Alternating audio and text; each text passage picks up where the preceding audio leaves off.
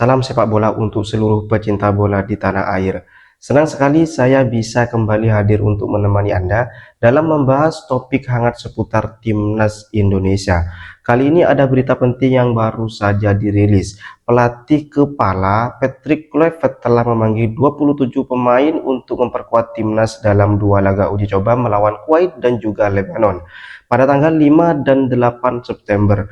Dua laga ini adalah bagian dari persiapan menuju putaran keempat kualifikasi Piala Dunia 2026 zona Asia, di mana Indonesia akan menghadapi lawan berat seperti Arab Saudi dan juga Irak. Jadi pertandingan uji coba kali ini tidak bisa dipandang sebelah mata karena akan menjadi tolak ukur seberapa siap timnas menghadapi tantangan besar di bulan-bulan Oktober nanti. Analisis kiper, mari kita mulai dari sektor penjaga gawang. Nama yang langsung mencuri perhatian tentu Emil Audero, kiper Serie A yang saat ini membela Cremonese. Meski sempat kebobolan banyak gol ketika menghadapi Jepang, performa Emil tetap layak diapresiasi. Banyak penyelamatan penting yang ia lakukan sehingga Indonesia tidak kalah dengan skor yang lebih telak. Selain Emil juga ada Hernando Ari yang konsisten menunjukkan perkembangannya.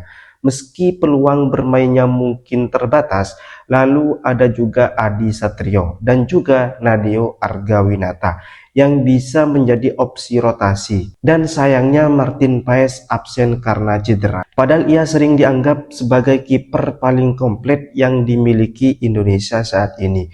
Dengan kondisi ini, Patrick Kluivert harus bijak menentukan siapa yang benar-benar siap menjadi tembok terakhir di bawah Mister Gawang. Kemudian kita beranjak ke analisis lini belakang.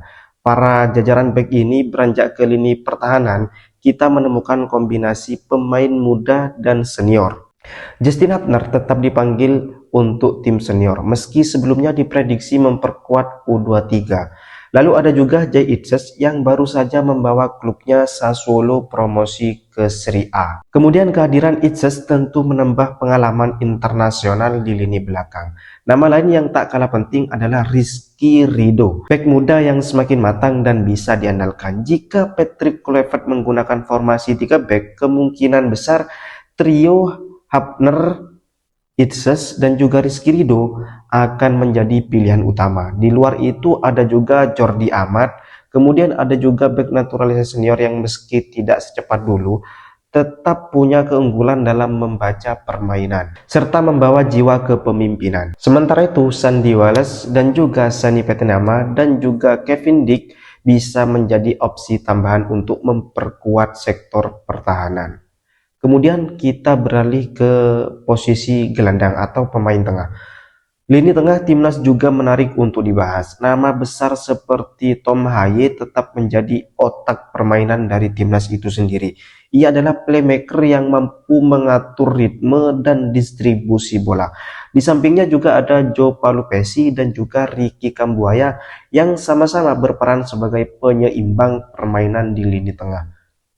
Kemudian kita juga punya Marcelino Ferdinand, kembali jadi sorotan. Pemain muda ini dikenal memiliki kreativitas tinggi, terutama ketika diberi kebebasan bergerak di lini depan. Kehadiran Marcelino ini bisa membuka ruang dan memberikan variasi serangan. Lalu ada satu nama yang mengejutkan, yaitu Mark Klok.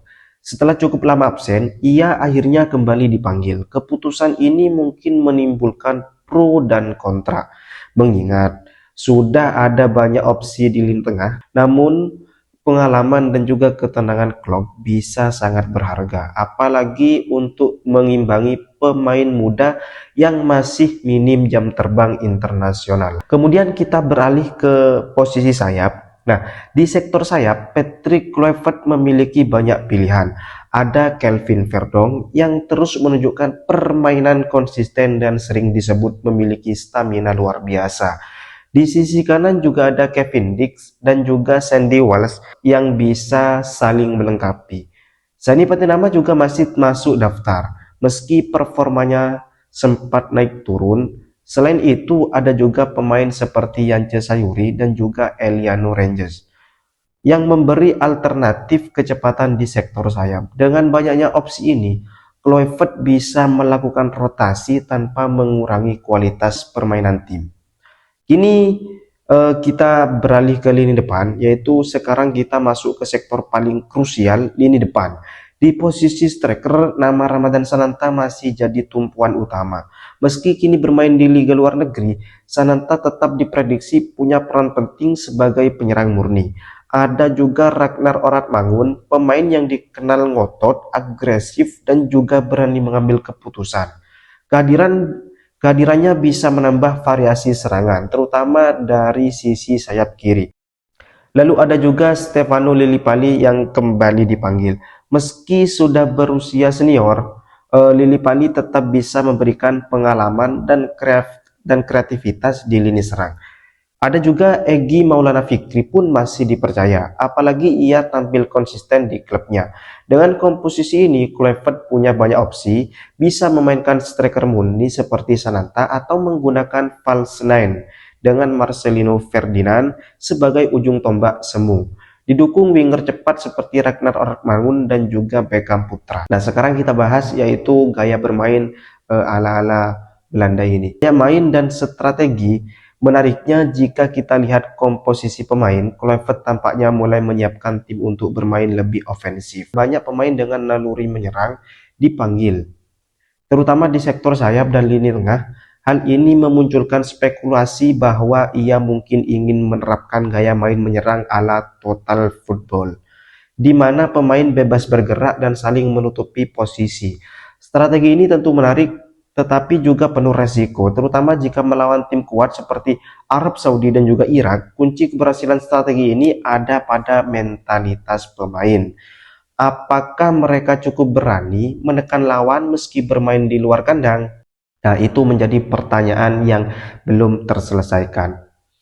Kemudian untuk lawan sendiri, dua uji coba melawan Kuwait dan Lebanon akan sangat penting. Meski tidak sekuat Arab Saudi dan juga Irak, keduanya tim Timur Tengah ini punya karakteristik pemain yang mirip. Fisiknya kuat, pressingnya ketat, dan juga disiplin dalam bertahan. Jika Indonesia mampu tampil solid menghadapi mereka, maka akan ada gambaran jelas tentang kesiapan tim sebelum bertarung di putaran keempat kualifikasi Piala Dunia nanti. Yang tak kalah penting, laga ini juga menjadi kesempatan Kluivert menilai siapa pemain yang benar-benar siap secara mental dan fisik untuk dipanggil kembali di bulan Oktober. Jadi pemanggilan tim pada sekarang ini, di fase sekarang ini untuk FIFA Matchday yang akan diselenggarakan bulan September, yaitu timnas melawan Kuwait dan juga Lebanon. Untuk pemanggilan Garuda Calling yang untuk kualifikasi Piala Dunia ini, ronde 4, ini akan dilakukan pemanggilan kembali. Kesimpulannya, daftar 27 pemain ini, Patrick Kluivert cukup menjanjikan. Ada perpaduan antara pemain muda berbakat dan pemain senior yang berpengalaman. Meski beberapa nama absen karena cedera, komposisi ini tetap bisa membentuk tim yang kompetitif. Uji coba melawan Kuwait dan Lebanon akan menjadi ajang pembuktian apakah Indonesia siap melangkah lebih jauh di level Asia atau masih perlu banyak evaluasi. Kita semua berharap timnas bisa tampil berani, disiplin, dan tidak ragu untuk melakukan pressing maupun menyerang. Siapa tahu dengan semangat, Indonesia mampu menciptakan kejutan di kancah internasional. Oke, sampai bertemu kembali dengan saya tetap di channel ini. Salam sepak bola.